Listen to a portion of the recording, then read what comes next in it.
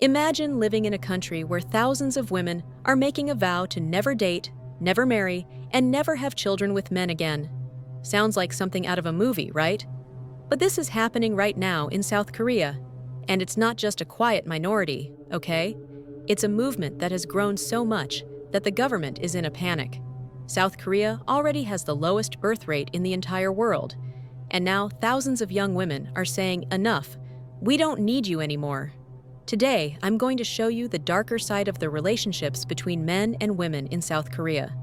You'll understand why more and more Korean women are choosing a life without men, and how this could completely change the future of one of Asia's richest countries. To start with, I need to explain to you what this movement is that's scaring so many people. It's called 4B, and each B represents a rejection. Bihome means no to marriage. Biwoni is no to dating. B to son means not having children. And bisex means having no kind of relationship with men. These four no's basically mean one thing: we don't need you in our lives. It's as simple as that. This movement started around 2019, but really gained momentum after a series of terrible cases against women happened in Korea. Cases that shocked the country. There was one specific case that became a milestone. A random woman in a public restroom ended up being a victim of a man who simply hated women. This happened in Gangnam, one of the wealthiest areas in Seoul. And when women took to the streets to protest, the response they received was, "Oh, you're overreacting. It wasn't that serious." And that's when many of them realized there wasn't going to be a significant change coming from outside, that they themselves needed to take radical action. And today, there are thousands of women following this movement. There are entire communities online, support groups, forums where they share their experiences. And the most curious thing is that this is not just a theory. Many of these women have cut their hair short as a symbol, stopped wearing makeup, stopped following Korea's absurd beauty standards. I even spoke much better about this in this video here. They have literally rejected everything Korea expects of them. And the more the movement grows, the more the government becomes desperate. Because South Korea is already in a big population crisis. And now they have an entire generation of women saying they won't have any children. But why are they actually giving up on Korean men? What led these women to make such a radical decision? Well, the first thing you need to know is that South Korea has a very serious problem with violence against women.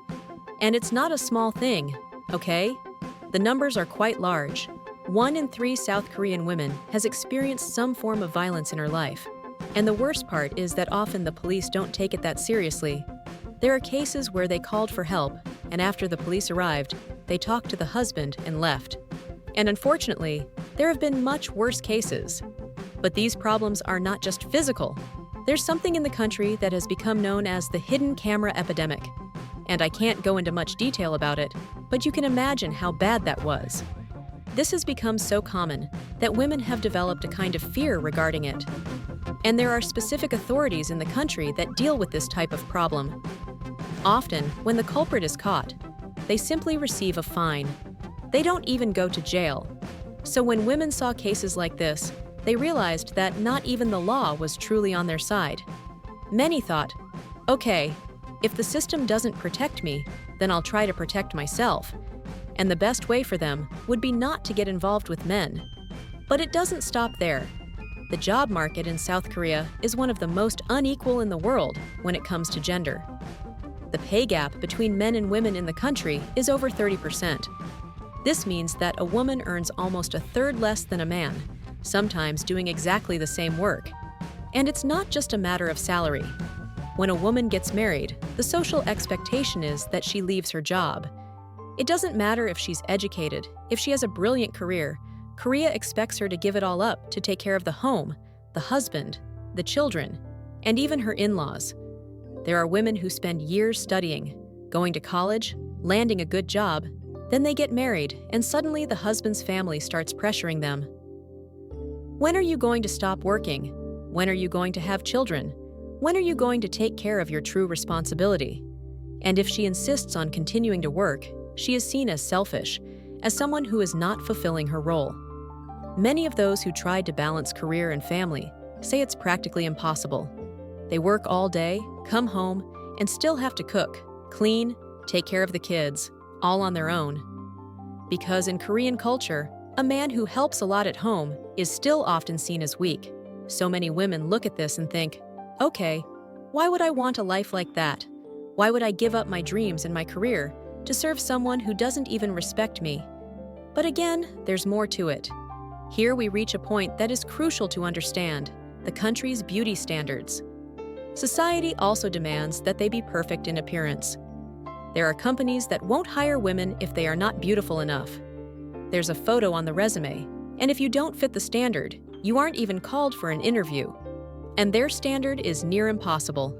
Perfect white skin, big eyes, a bunch of requirements. And to achieve this, many women spend fortunes on makeup, on cosmetic procedures. It's such a long list of requirements and expectations that they have for these women that many of them can't take it anymore. All these things, in reality, didn't just come out of nowhere. This comes from centuries of an extremely traditional society. In Korea, very traditional indeed, there was a concept called the three obediences. Before getting married, a woman obeys her father. After getting married, she obeys her husband. And when she becomes a widow, she obeys her son. In other words, a woman's entire life is defined by serving other men. And even though today this is no longer a law or a commandment, this mindset is still deeply rooted in people's minds. When a woman gets married, she doesn't just marry the husband, she marries his whole family. And the expectation is that she will take care of her in-laws as if they were her own parents. I'm even better off than that. There are women who spend entire weekends at their in-laws' house, cooking, cleaning, serving them, while the husband is out with his friends, playing video games. And if she complains, the mother-in-law will say she's a bad wife, that she wasn't raised properly, that she's embarrassing the family. It's really absurd stuff like that. And the social pressure is enormous. In South Korea, if you're a woman and reach 30 without getting married, you start being seen as a problem. People look at you with pity, they ask if there's something wrong. Why didn't anyone want you? Society sees single women of that age as someone who has passed their expiration date. And if you decide not to have children, then that's even worse. You're called selfish, things like that. This pressure is so strong that many of them end up getting married and having children just to avoid being judged, even if they don't want to. But now, with movements like this 4B, many women are simply putting their foot down. And honestly, many times it's better to be judged. It's better to live alone than to have an unhappy life. And there's another factor that complicates all of this even more: mandatory military service. In South Korea, every man has to serve in the military for about 2 years. And many men use this as an excuse to demand privileges. They say, right? I served the country. I sacrificed my youth. So I deserve to be treated better. I deserve to have a wife who serves me. I deserve respect. There are many groups on the internet that attack these women, saying they don't understand male suffering, that they have an easy life because they don't have to serve in the military, and this has created a lot of resentment among young people. Young men feel like victims. They think women are getting too many things while they suffer. And then when feminist revolt movements start to grow, they react with hatred. There is a great polarization. There is no dialogue about this. Each side ends up distancing themselves too much from the other, and it seems almost impossible to go back. But 4B didn't emerge alone either. It is part of a larger wave of feminist movements that have exploded in South Korea in recent years. One of the most well-known is the corset escape. A corset is this thing here, in case you don't exactly remember what it is. This movement is precisely about rejecting the beauty standards that society imposes. You have women cutting their hair short, stopping using makeup, wearing comfortable clothes instead of tight and uncomfortable ones. There are viral videos of women breaking makeup palettes, kind of as a protest gesture, in a sense that they will no longer live to please society. There have been other movements too. I'll leave a comment below with the names of some of them, so you can look them up.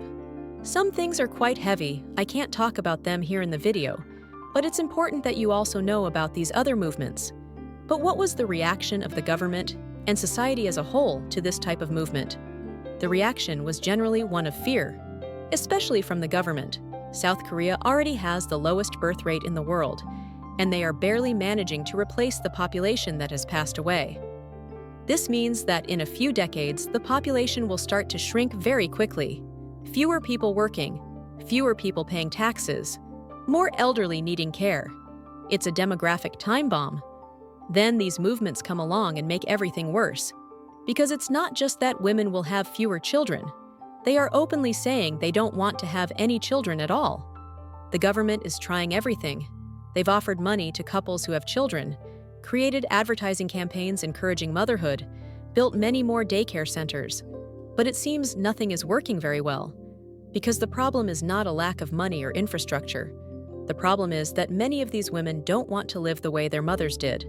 They saw the suffering, the sacrifice, and they don't want that anymore. Economists are warning that if this continues, South Korea could become the first developed country to fall into a population collapse. It's a really complicated situation. And while the government is in panic, many men are furious. They see these movements as a personal threat.